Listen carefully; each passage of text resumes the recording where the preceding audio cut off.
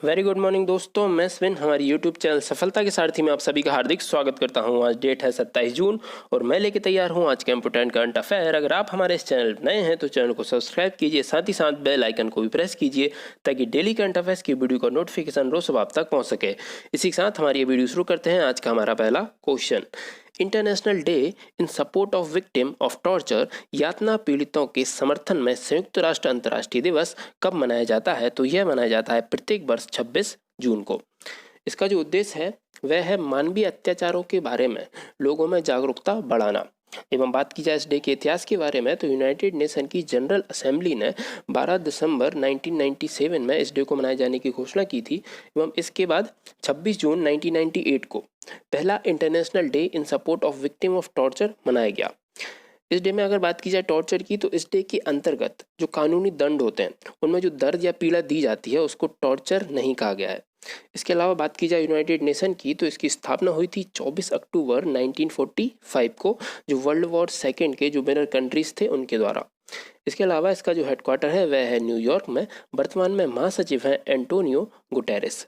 एवं हाल ही में यूनाइटेड नेशन की सिक्योरिटी काउंसिल में भारत को अस्थायी सदस्य के रूप में चुना गया है। और यूनाइटेड नेशन के सिक्योरिटी काउंसिल में टोटल सदस्यों की संख्या होती है 15, जिसमें से 5 होते हैं स्थायी सदस्य एवं जो 10 अस्थायी सदस्य रहते हैं उनको 2 साल के लिए चुना जाता है। इसके अलावा बात की जाए यूनाइटेड नेशन की जो आधिकारिक भाषाएं हैं उनकी संख्या क्या है, तो उनकी संख्या है 6। तो इससे क्वेश्चन आता है तो उनको आप याद रखिएगा 6 की 6 भाषाओं को। वह है अरबी, चीनी, फ्रांसीसी, अंग्रेजी, रूसी और स्पेनी। इसके अलावा यूनाइटेड नेशन की जनरल असेंबली के जो 75वें अध्यक्ष के रूप में चुने गए हैं वह है तुर्की के राजनायक वोल्कर वोजकिर। बात की जाए अन्य ऑप्शंस के बारे में तो 12 मई को मनाया गया था international nurse day. International nurse day मनाया जाता है फ्लोरेंस नाइट एंजल की जयंती पर।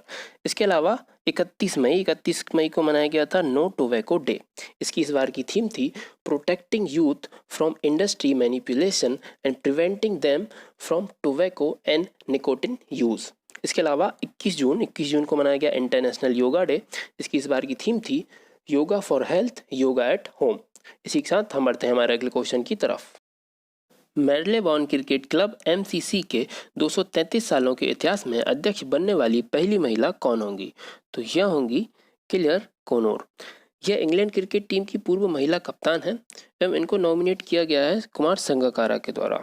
कुमार संगकारा वर्तमान में एमसीसी के पहले गैर ब्रिटिश अध्यक्ष के रूप में है एवं इनके कार्यकाल को 1 साल के लिए और बढ़ा दिया गया है कोरोना वायरस के चलते।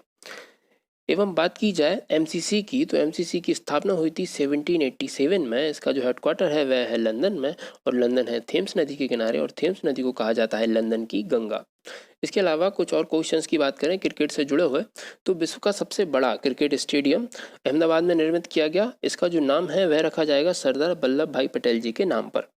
एवं जो ओडीआई वर्ल्ड कप 2023 यह होना है भारत में और T20 वर्ल्ड कप जो 2020 का है वह होगा ऑस्ट्रेलिया में अक्टूबर-नवंबर में। इसके अलावा अगर हम बात करें अन्य ऑप्शंस के बारे में तो सौरभ गांगुली जी यह वर्तमान में बीसीसीआई के अध्यक्ष हैं। हाल ही में सौरभ गांगुली व सुनील छेत्री को JSW सीमेंट का ब्रांड एम्बेसडर नियुक्त किया गया है। इसके अलावा बात की जाए एलिस पेरी के बारे में तो यह ऑस्ट्रेलिया की ऑलराउंड क्रिकेटर है। इन्हें women's cricketer of the year के रूप में चुना गया है। इसी के साथ हम बढ़ते हैं हमारे अगले क्वेश्चन की तरफ। महाराष्ट्र गवर्नमेंट ने किसे बीठाबाई Narayan Gavkar life time achievement award दिए जाने की घोषणा की है? तो यह है गुलाबबाई संगमनेरकर एवं यह अवार्ड दिया जाता है वरिष्ठ तमाशा कलाकारों को। तमाशा एक फोक आर्ट होता है। इसके अलावा महाराष्ट्र में तमाशा नाम का एक फोक नृत्य भी होता है। एवं महाराष्ट्र में एक और फेमस नृत्य होता है जिसका नाम होता है लावणी। इसके अलावा बात की जाए इस अवार्ड के बारे में तो इस अवार्ड में 5 लाख रुपए पुरस्कार के रूप में दिए जाते हैं। एवं जो दिग्गज थिएटर ऑन स्क्रीन कलाकार हैं मधुबंती दांडेकर, इन्हें भी अन्ना साहेब किर्लोस्कर पुरस्कार से सम्मानित किया जाएगा।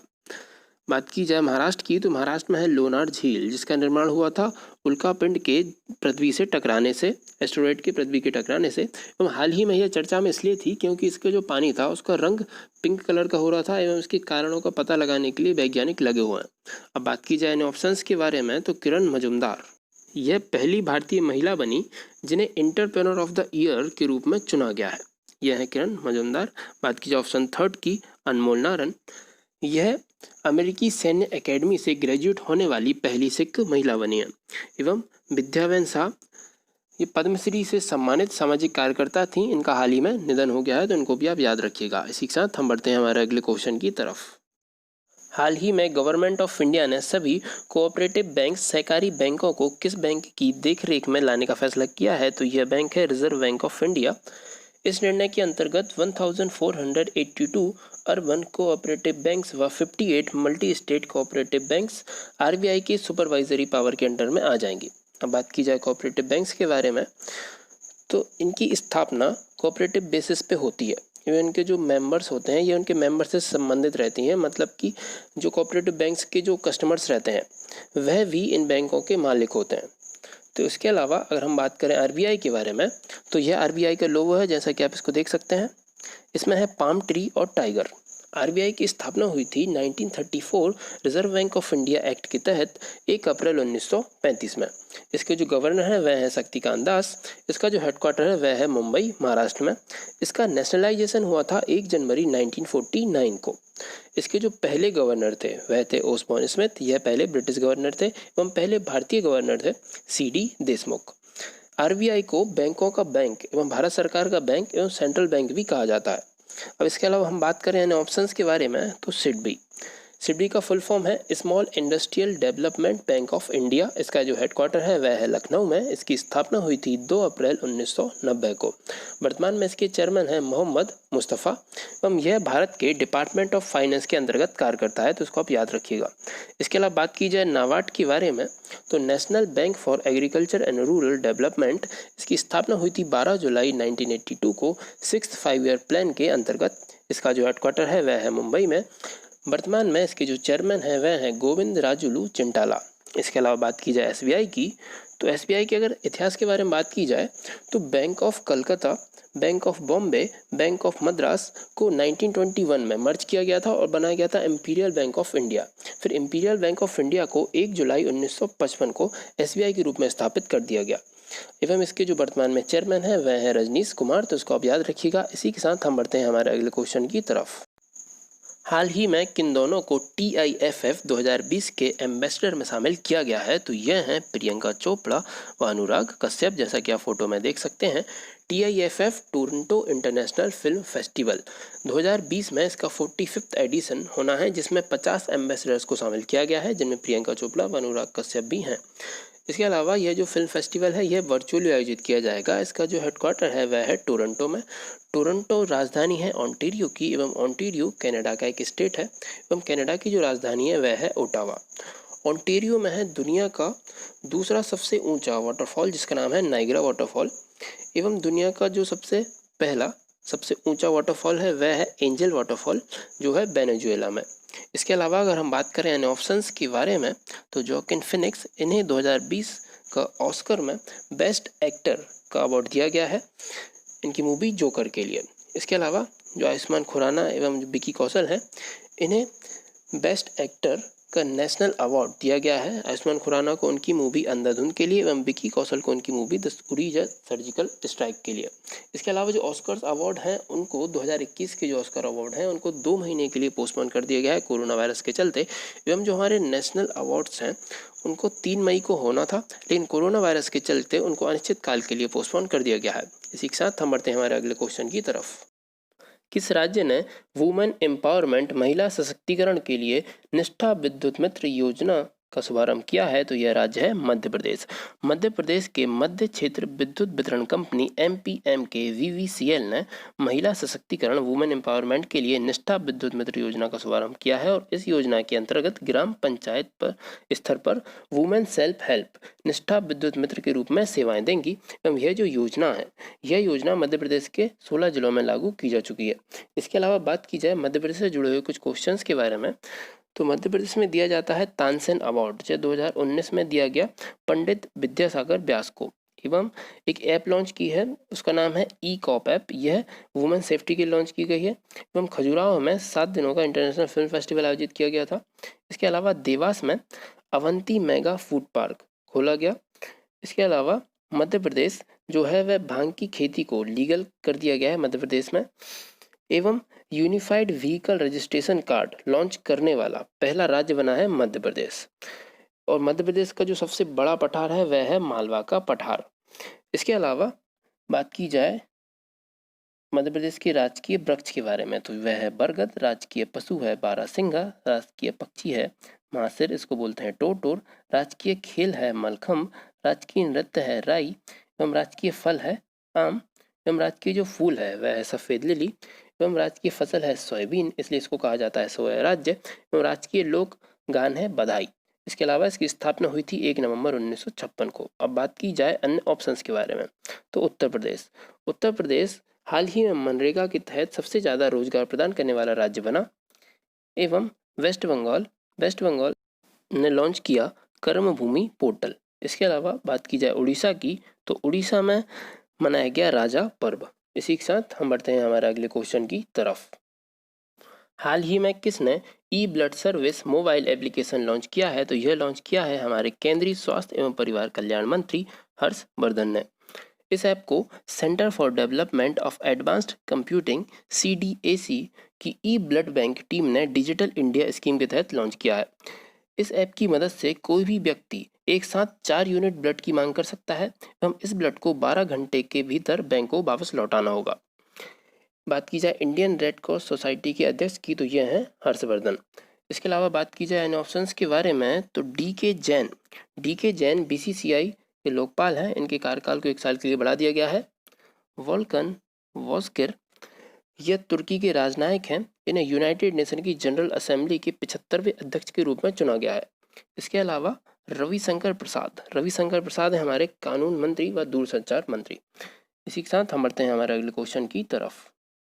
FATF ने किस देश को ग्रे सूची में बनाए रखने का फैसला किया है तो यह देश है पाकिस्तान को देश आतंकवादी गतिविधियों को बढ़ावा देने व उचित कार्रवाई न करने के कारण financial action task force FATF ने ग्रे सूची में बनाए रखने की घोषणा की है। एवं यह बैठक वर्चुअली चीन की जियांग ल्यू की अध्यक्षता में आयोजित हुई थी। FATF ने पाक को 2018 में ग्रे सूची में डाला था। यह तब से उसी सूची में बरकरार है। बात की जाए FATF के बारे में तो इसका जो मुख्यालय है वह है पेरिस, फ्रांस में। इसकी स्थापना हुई थी जुलाई 1989 में। एवं हाल ही में जो पाक की सुप्रीम कोर्ट है उसने POK के गिलगित व बाल्टिस्तान में चुनाव कराए जाने का आदेश दिया है, जिसका भारत ने जमकर विरोध किया है। इसके अलावा अगर हम बात करें अन्य ऑप्शंस के बारे में तो बहरीन दिसंबर 2021 में 4th Asian youth para Olympics games का आयोजन बहरीन में किया जाएगा। इसके अलावा जिम्बाब्वे तो हाल ही में विजय खांडूजा को भारत के नए राजदूत के रूप में जिम्बाब्वे में नियुक्त किया गया है। इसके अलावा बात की जाए ईरान की तो हाल ही में ईरान ने अपनी करेंसी रियाल से बदलकर तोमान की है। इसी के साथ हम बढ़ते हैं हमारे अगले क्वेश्चन की तरफ। हाल ही में किस प्लेयर ने इंटरनेशनल क्रिकेट से रिटायरमेंट की घोषणा कर दी है तो यह है न्यूजीलैंड की विकेट कीपर बल्लेबाज रचेल पीस्ट। इन्होंने अपने करियर में 87 ODI व 75 T20 मैच खेले थे। इसके अलावा बात की जाए क्रिकेट से जुड़े हुए कुछ इंपोर्टेंट क्वेश्चंस के बारे में तो 2019 में cricketer of the year sir Garfield sober trophy के विनर रहे थे बेन स्टोक्स, ये इंग्लैंड के हैं। इसके अलावा test cricketer of the year रहे Pat Cummins, ODI cricketer of the year रहे Rohit Sharma, women's ODI cricketer of the year रही एलिस पेरी। बात की जाए ऑप्शन के बारे में तो एलिसा हीली रही women's T20 cricketer of the year एवं women's emerging cricketer of the year रही चानिदा सुध्रुवांग एवं जो मिताली राज हैं वह भारतीय वुमेन्स क्रिकेट टीम की कप्तान है एवं इन्होंने T20 से संन्यास लेने की घोषणा कर दी है। इसी के साथ हम बढ़ते हैं हमारे अगले क्वेश्चन की तरफ। भारत के बाहर विश्व के पहले योग विश्वविद्यालय का उद्घाटन किस शहर में किया गया तो यह किया गया अमेरिका के लॉस एंजलिस शहर में। इस विश्वविद्यालय का नाम स्वामी विवेकानंद के नाम पर रखा जाएगा एवं स्वामी विवेकानंद योग अनुसंधान संस्थान बेंगलुरु के जो चांसलर हैं HR नागेंद्र वह इस विश्वविद्यालय के पहले अध्यक्ष होंगे। इसके अलावा यूनाइटेड नेशन हर साल 21 जून को योग दिवस मनाता है। इसकी जो थीम है वह है yoga for health, yoga at home. इसके अलावा बात की जाए ऑप्शंस के बारे में तो बैंकॉक राजधानी है थाईलैंड की, यह है कवाई नदी पर। मॉस्को राजधानी है रसिया की, यह है मॉस्कवा रिवर पर। इसके अलावा लंदन यह राजधानी है ब्रिटेन की, यह है थेम्स नदी के किनारे। इसी के साथ हम बढ़ते हैं हमारे अगले क्वेश्चन की तरफ।